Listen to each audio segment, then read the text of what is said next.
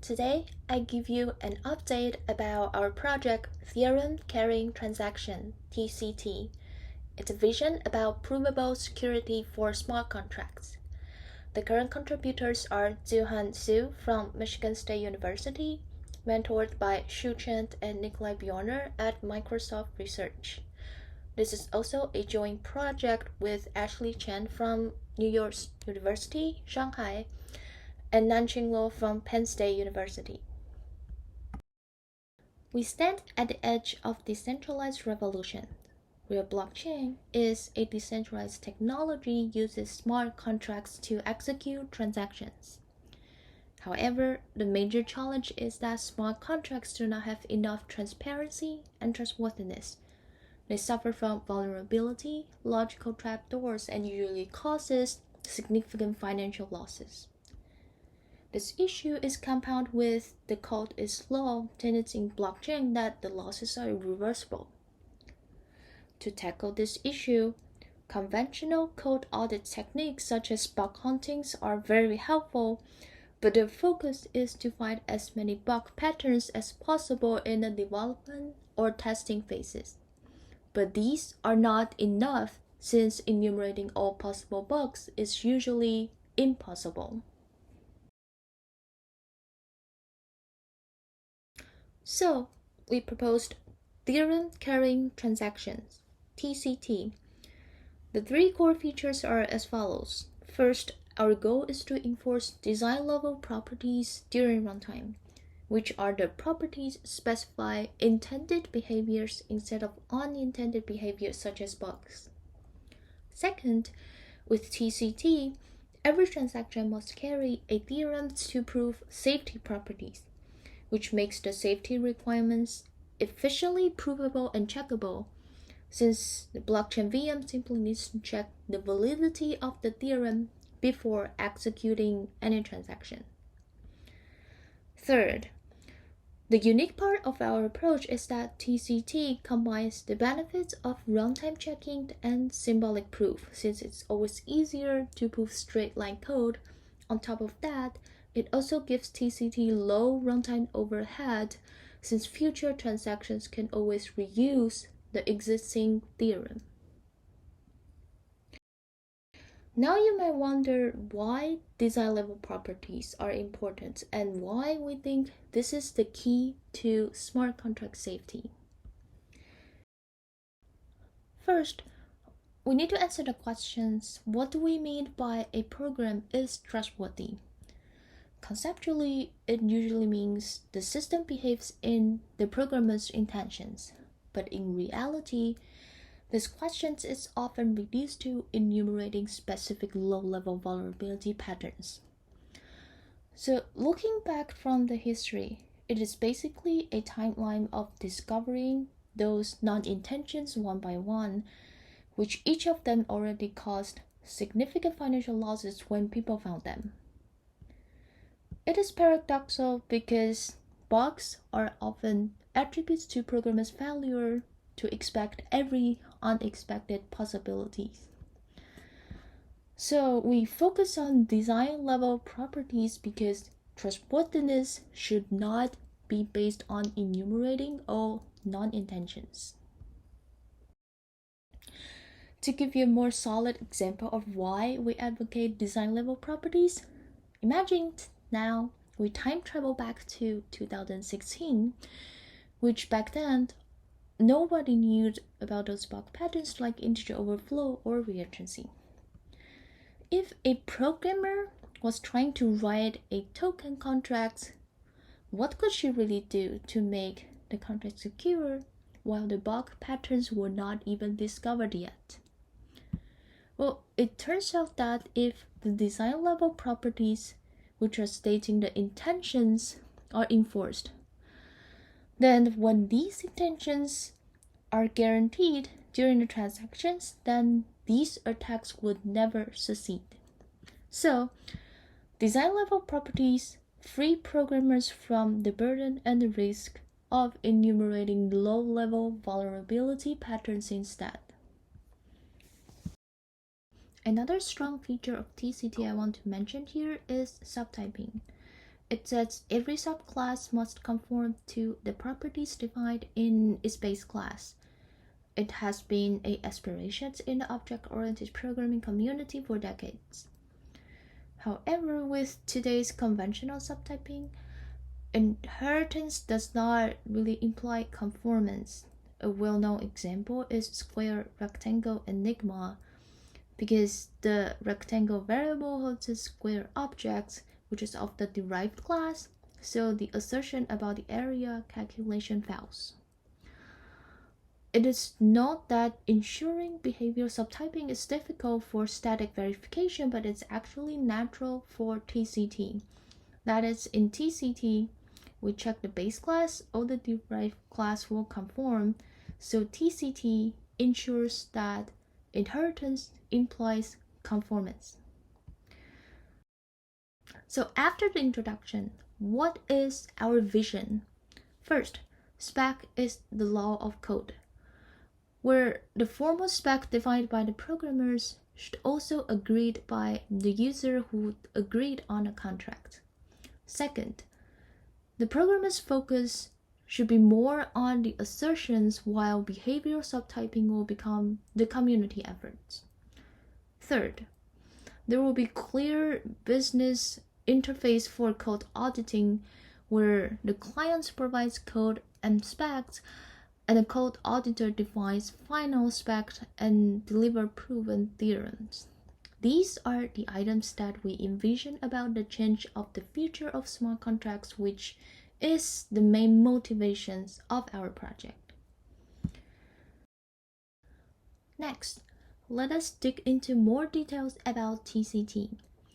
We're inspired by two technologies. The first is proof-carrying code.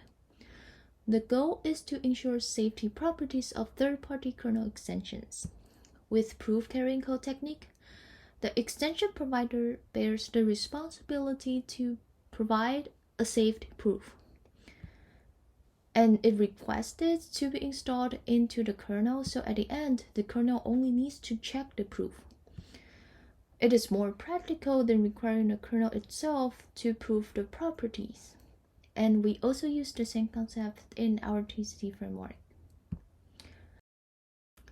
The second inspiration is concolic testing or fuzzing. The word concolic combines concrete and symbolic, where the concrete code trace is symbolically analyzed by a constraint solver to generate the next input that is guaranteed to result in a different concrete code trace. Let me give a simple example. In this code, the security violation is hidden very deep from random fuzzing, but concolic fuzzing can easily trigger this by considering concrete values together with symbolic analysis. A great number of bugs has been found in Microsoft Windows and Office code by concolic testing, and our TCT idea is also inspired a lot from this technique. So finally, the core of TCT technology. Let me begin with two small examples to explain our technologies. First, in integer overflow attack, the attacker issues this transaction with big values in the input arguments. Although this execution does not really trigger any exceptions, but the balances of these two accounts becomes enormous at the end. In attack 2, the reentrancy attack, suppose the balance of the attacker is 5. When the attacker calls the function, receive notification, and inside of this function, it triggers a reentrancy pattern which calls back clear again. If this repeats 10 times, another account will end up getting balance 50, which is not desirable. So pretend now we don't know about integer overflow or reentrancy yet. Let's prove a theorem about the transactions.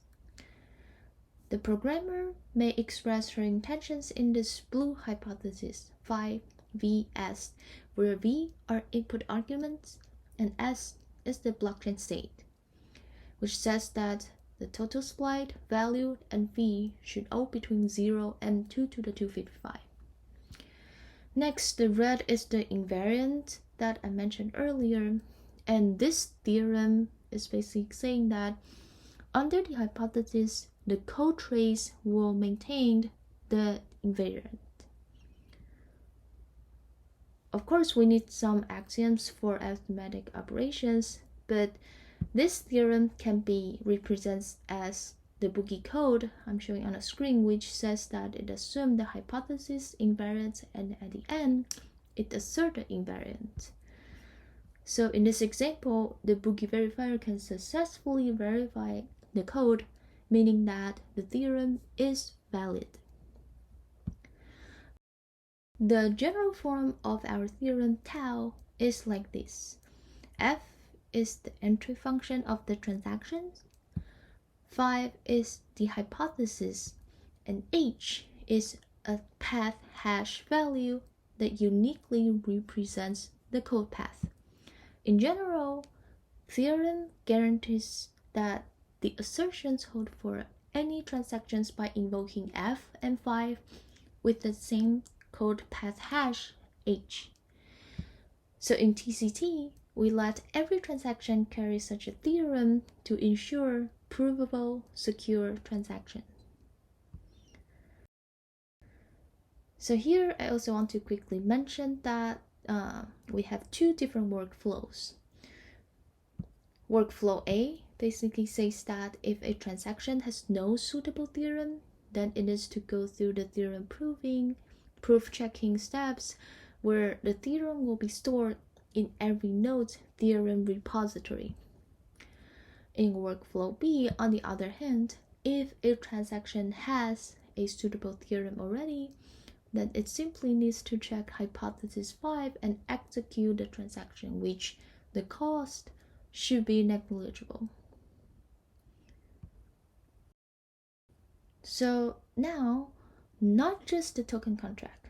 Let us show a more compelling showcase here, Uniswap. Unlike an individual token contract, Uniswap is a decentralized exchange system.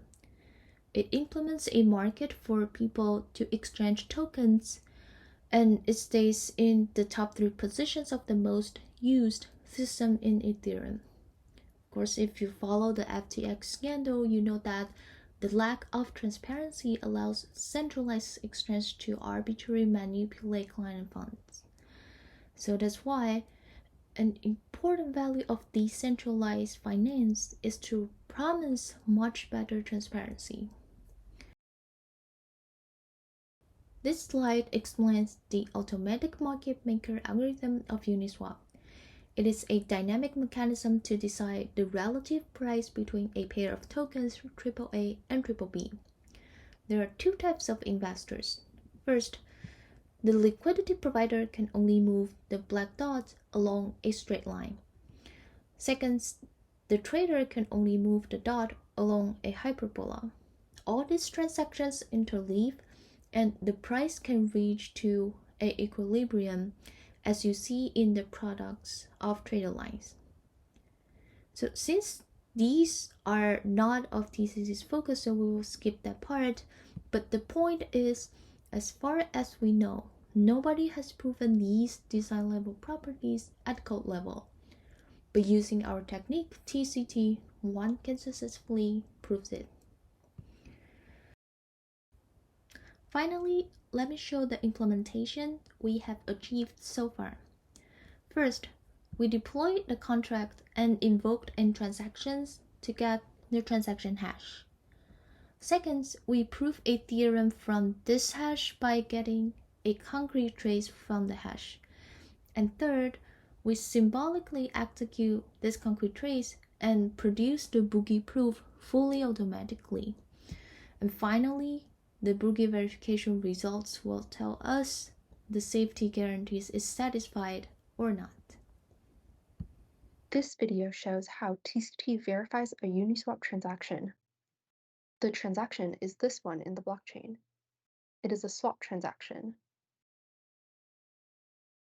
We define a post condition like this for the constant product property of the Uniswap algorithm. In addition, we also want to ensure the token properties. The theorem is defined in this file, including the hypothesis. Now, we enter the transaction hash and upload the theorem file.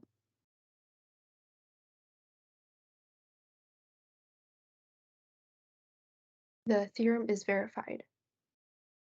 We can see the EVM trace along with the boogie output. If I intentionally negate a condition in the hypothesis and then enter the transaction hash and the file again,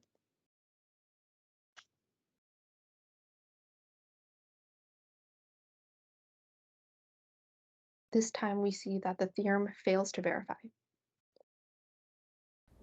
This is the end of the recording. Thank you for your attention.